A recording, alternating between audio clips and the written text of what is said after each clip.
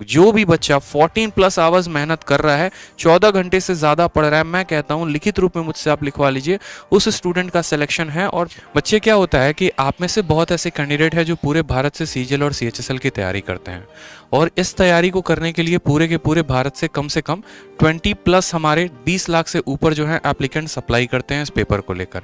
सबके अंदर थोड़ी बहुत जो है मन में एक प्यारी सी इच्छा होती है कि यार हम इनकम टैक्स इंस्पेक्टर बनेंगे, हम एमईए में जाएंगे, हम जो है सीएचएसएल में फलाना फलाना फलाना पोस्ट लेंगे, और इस इच्छा को आप बहुत अच्छे तरीके से पूरा करने में अपनी जान भी लगा देते हो। जैसे आप में से बहुत सारे स्टूडेंट होते हैं, मैं यूं कहूं कि 90% जो भारत का क्राउड होता है, इंडिया का क्राउड होता है, वो सिर्फ और सिर्फ किस पर फोकस करता है, तो वो सिर्फ और सिर्फ प्री पर फोकस करता है। मेंस के बारे में कोई नहीं सोचता, और इसका असर मुझे अभी इस बार के मेंस के आंसर की आने के बाद दिखा। ठीक है, बहुत ऐसे बच्चे थे जिनका 140 प्लस आया, बहुत ऐसे बच्चे थे जिनका 170 प्लस भी आया है, और कुछ बच्चे ऐसे भी हैं जिनका 190 प्लस आया है।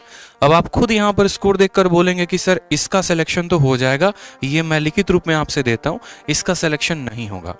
क्यों नहीं होगा? क्योंकि आपको पता है कि जो वैकेंसीज हैं वो 8000 हैं या 9000 हैं, महज इतनी वैकेंसीज हैं, और इतने वैकेंसी में 140 वालों के लिए कोई भी जगह नहीं है, 150 वालों के लिए कोई भी जगह नहीं है। इस बात को ध्यान में रखें।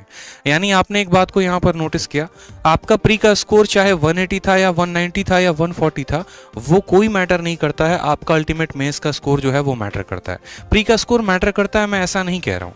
प्री का स्कोर आपको एक लीड देता है, एक रेस में वो लीड देता है जिससे आप बहुत आगे बढ़ते हैं, लेकिन मेंस का स्कोर आपसे और दोगुना लीड देता है, जिसकी वजह से आप अपने सिलेक्शन पे कंफर्मेशन का ठप्पा लगा देते हैं।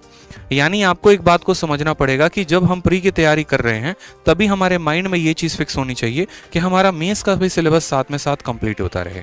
क्या होता है यहाँ पर कि बहुत बच्चे इस माइंड को लेकर चलते हैं कि अरे पहले तो हम प्री को निकाल लेंगे, प्री जब हमारा निकल जाएगा तब हम मेंस के बारे में सोचेंगे, और ये उनकी सबसे बड़ी भूल होती है।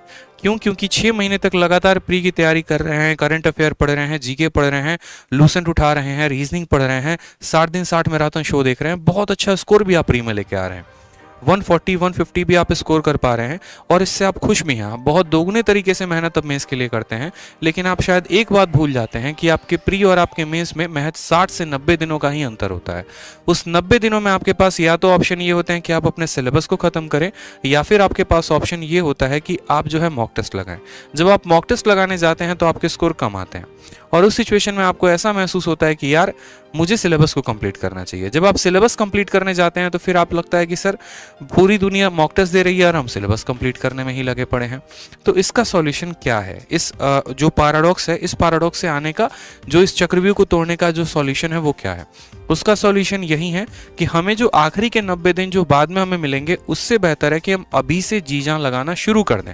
जितना कैपेसिटी हो हमारा, हम पूरा का पूरा एनर्जी लगाएं, और अभी से ज़्यादा हम फोकस कर सकें अपने आने वाले सीजीएल और सीएचएसएल को लेकर।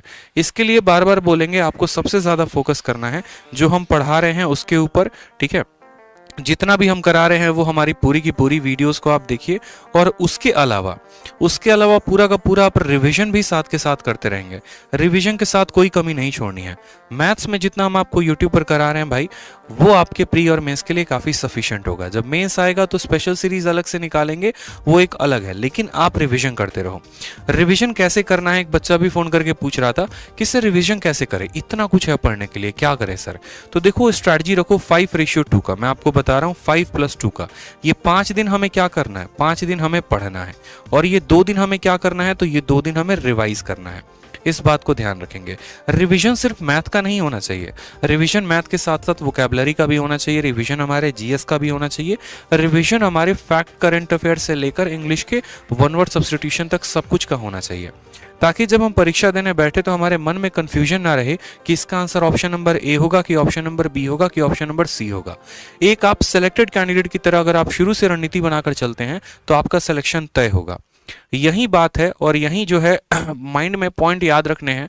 ठीक है, कि हमें अभी से जो 45 दिन हमारे बच गए हैं उसमें हमें काफ़ी मेहनत करना है। एक भी दिन आपका अचूक नहीं जाना चाहिए, एक भी दिन आप गंवाएंगे नहीं। एक भी दिन आप ऐसा नहीं है कि आज मार्केटिंग में निकाल दिया, आज घूमने में निकाल दिया, आज थोड़ा मूवी देखकर निकाल दिया। ये एक दिन आपके सिलेक्शन के लिए खतरा बन सकता है, इस बात को ध्यान रखें।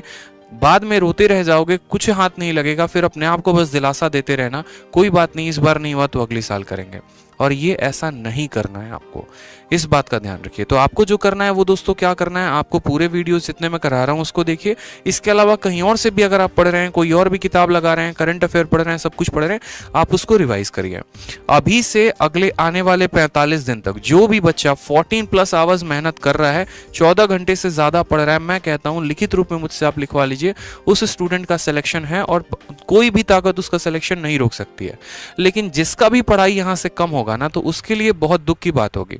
उसके लिए दुख मुझे भी होगा कि लड़के ने इतनी मेहनत की, ठीक है, और तब इसका सिलेक्शन नहीं हुआ। तो अगर आप देखो क्या होता है ना, मैंने अपने बचपन से एक बात अपने लाइफ में सीखा है कि जहां तक अगर हम 70% मेहनत कर रहे हैं ना, तो बस हमें सफलता के लिए 20% और करना होता है। ठीक है, जैसे मानो कि ये पहाड़ है, ठीक है, और मुझे पता है कि यहाँ पर जाऊंगा तो भगवान के दर्शन हो जाएंगे, लेकिन यहाँ तक का रास्ता बहुत कठिन है। सभी लोग जोश में जाते हैं, अरे हमसे तो हो ही जाएगा, हम आराम से चलते हैं, और जाने के बाद क्या होता है, बहुत लोग यहाँ तक दम तोड़ देते हैं, बहुत यहाँ तक दम तोड़ देते हैं। लेकिन यहाँ तक अगर चल गए ना, मेरा मानना है कि यहाँ 70% अगर कवर कर गए, तो भाई 30% ही और कवर करना था। अगर वो शायद 30% कवर कर लिया होता तो शायद भगवान के दर्शन हो जाते। तो उसी तरीके से अगर ये 30% अगर आप और मेहनत कर लेते हैं तो आपका सिलेक्शन तय है। और वो 30% मेहनत क्या है, जो आपने पढ़ा है उसका रिवीजन है, आपका कॉन्टिन्यूअस मॉक टेस्ट है, आपका कॉन्टिन्यूअस प्रैक्टिस है। इस बात को ध्यान रखें।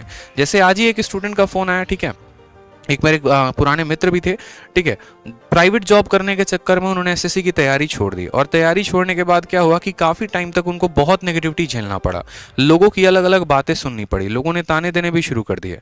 लेकिन आज उन्होंने मुझे बताया कि पिछले 1 साल से, यूं कह लो आखिरी के पिछले 9 महीने तक, मैंने अपने मन में ये बस गांठ बांध लिया था कि मुझे 7 बजे सुबह में लाइब्रेरी जाना है और मैं शाम को 7 बजे आता था, और 9 महीने तक मैंने लगातार ऐसा किया।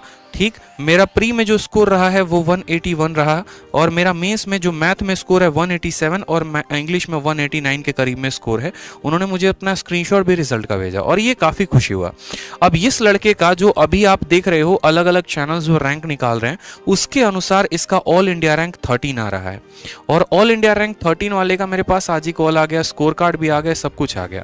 तो इनका जो एक्सपीरियंस, इनका बहुत जल्द मैं इंटरव्यू भी लेकर आऊँगा चैनल पर, आपसे मैं रूबरू भी कराऊंगा। जो भी आपके डाउट होंगे वो आप इनसे बात करेंगे, इनसे भी बात भी चल रही है, और बहुत जल्दी जो है ये अपने नॉलेज को शेयर भी करेंगे। इन्होंने भी वही बात बोली कि यार जो अल्टीमेट होता है ना वो प्रैक्टिस होता है, और हम क्या करते हैं, हम प्रैक्टिस पर फोकस ही नहीं करते। भारत का कोई ऐसा मॉक टेस्ट नहीं था जो इन्होंने नहीं दिया हो। ऑलिव बोर्ड हो गया, एसएससी ट्यूब हो गया, ठीक है, और आपका सुपर मॉक हो गया, हर मॉक टेस्ट को इन्होंने कम से कम 1 से 2 बार दिया। अपने जितने कंसेप्ट थे रिवाइज किए, जितने मेरे वीडियोस थे या और भी इनके अपने पर्सनल बुक्स थे उन सबको इन्होंने रिवाइज किया, उससे काफ़ी इनको मदद मिली। तो यही बात हम आपको कहेंगे कि डेडिकेशन जो शब्द होता है ना, वो डेडिकेशन सिर्फ लिखने के लिए नहीं होता है, वो डेडिकेशन एक स्टूडेंट के अंदर जेन्युइनली होना भी चाहिए।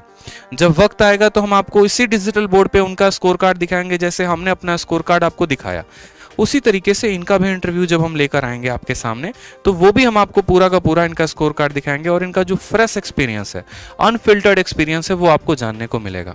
भैया पढ़ना हर बार इंपॉर्टेंट नहीं होता है, हर बार ये नहीं कि बस पढ़ रहे हैं, काम उससे नहीं चलेगा। बहुत बार क्या होता है कि हमें थोड़ी सी डिफरेंट स्ट्रैटेजी लेकर चलनी पड़ती है। कहते हैं ना कि जैसे किसी भी काम को करने के लिए साम दाम दंड भेद हर कुछ का प्रयोग करिए, उसी तरीके से आप अपने सिलेक्शन के लिए आपको चारों नीति का प्रयोग करना पड़ेगा। ठीक है, मेहनत कर रहे हैं वो बहुत अच्छी बात है। इसके अलावा पूरी दुनिया को जो आपसे आगे बढ़ने की डेली कोशिश में है, उनको भी पीछे करने की कोशिश करिए अपने मॉक टेस्ट के माध्यम से। अपना ऑल इंडिया रैंक भी देखा करिए कि आपका ऑल इंडिया रैंक कितना आ रहा है, आप उनको कैसे बीटअप कर सकते हैं। हर छोटी बात पे फोकस करेंगे तो आपका सिलेक्शन तय है। ठीक है, ध्यान रखिए इस बात।